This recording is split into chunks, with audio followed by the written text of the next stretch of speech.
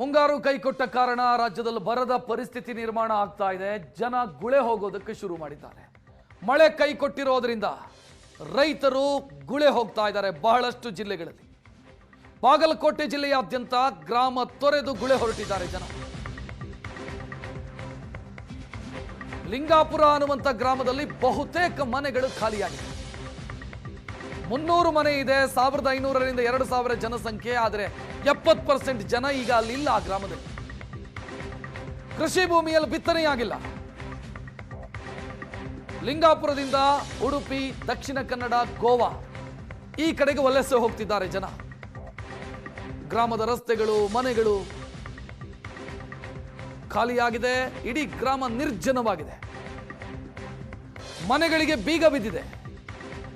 ವಯೋವೃದ್ಧರು ಮಾತ್ರ ಹಳ್ಳಿಗಳಲ್ಲಿ ಕಾಣಿಸ್ತಾ ಇದ್ದಾರೆ.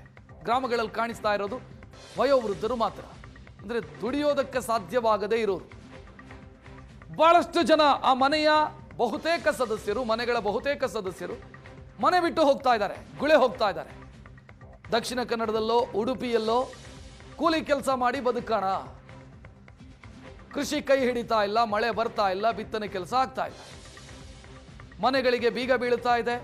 ಹಿರಿಯರು ಯಾರಾದರೂ ಇದ್ರೆ ಅವರು ಮಾತ್ರ ಇರ್ತಾರೆ ಮನೆಯಲ್ಲಿ. ಬಾಗಲಕೋಟೆ ಜಿಲ್ಲೆಯ ಬಹುತೇಕ ಗ್ರಾಮಗಳಲ್ಲಿ ಈ ಸ್ಥಿತಿ ಕಾಣ್ತಾ ಇರೋದು. ಇದು ಲಿಂಗಾಪುರ ಗ್ರಾಮದ ದೃಶ್ಯ ನೀವು ನೋಡ್ತಾ ಇರೋದು.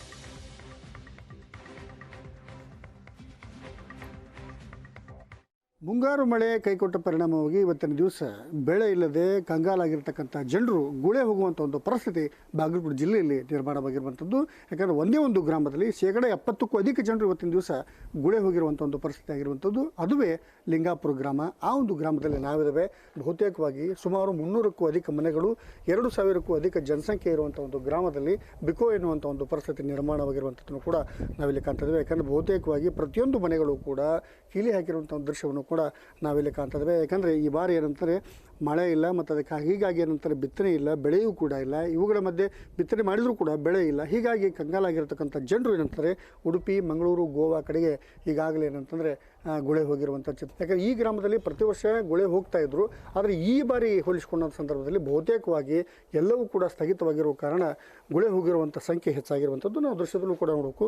ಪ್ರತಿಯೊಂದು ಮನೆಗಳನ್ನು ನಾವು ನೋಡಿದ ಸಂದರ್ಭದಲ್ಲಿ ಈ ರೀತಿಯಾಗಿ ಕೀಲಿ ಹಾಕಿರುವಂಥ ಒಂದು ದೃಶ್ಯವನ್ನು ಕೂಡ ನಾವಿಲ್ಲಿ ಕಾಣ್ತಾ ಇದ್ದೇವೆ. ಯಾಕಂದರೆ ಇನ್ನೂ ಇಲ್ಲಿ ಏನಪ್ಪ ಅಂತಂದರೆ 300ಕ್ಕೂ ಅಧಿಕ ಮನೆಗಳು, 2000ಕ್ಕೂ ಅಧಿಕ ಜನಸಂಖ್ಯೆ ಇದ್ದರೂ ಕೂಡ ಏನಂತಂದರೆ ಇವತ್ತು ಬಹುತೇಕ ಅಂದರೆ 70%ಕ್ಕೂ ಅಧಿಕವಾಗಿ ಏನಂತಂದರೆ ಜನರು ಗುಳೆ ಹೋಗಿರುವಂಥ ಒಂದು ಪರಿಸ್ಥಿತಿ. ಕೀಲಿ ಹಾಕಿರ್ತಕ್ಕಂಥ ಏನಂತಂದರೆ ಒಂದು ದೃಶ್ಯಾವಳಿಗಳನ್ನು, ಮನೆಗಳನ್ನು ನಾವು ನೋಡ್ಬೋದು. ಅಮರ ಇವತ್ತು ಎಲ್ಲ ಮಂದಿ ನಿಮ್ಮ ಊರೊಳಗೆ ಗುಳೆ ಹೊಂಟಾರ. ಯಾಕೆ ಹೊಂಟಾರ ಅಂತ?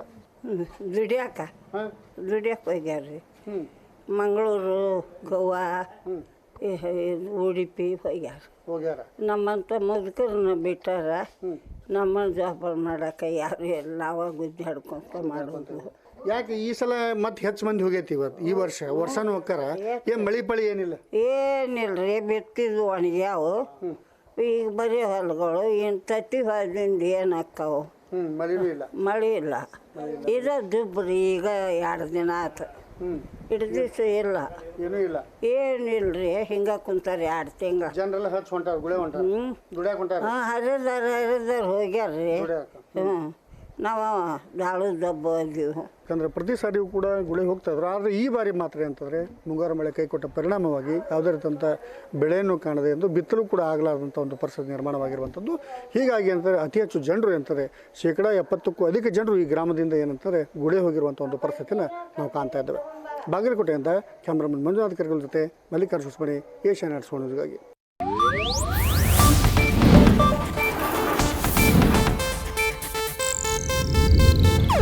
ಇದು ಏಷ್ಯಾನೆಟ್ ನ್ಯೂಸ್ ನೆಟ್ವರ್ಕ್ ಪ್ರಸ್ತುತಿ.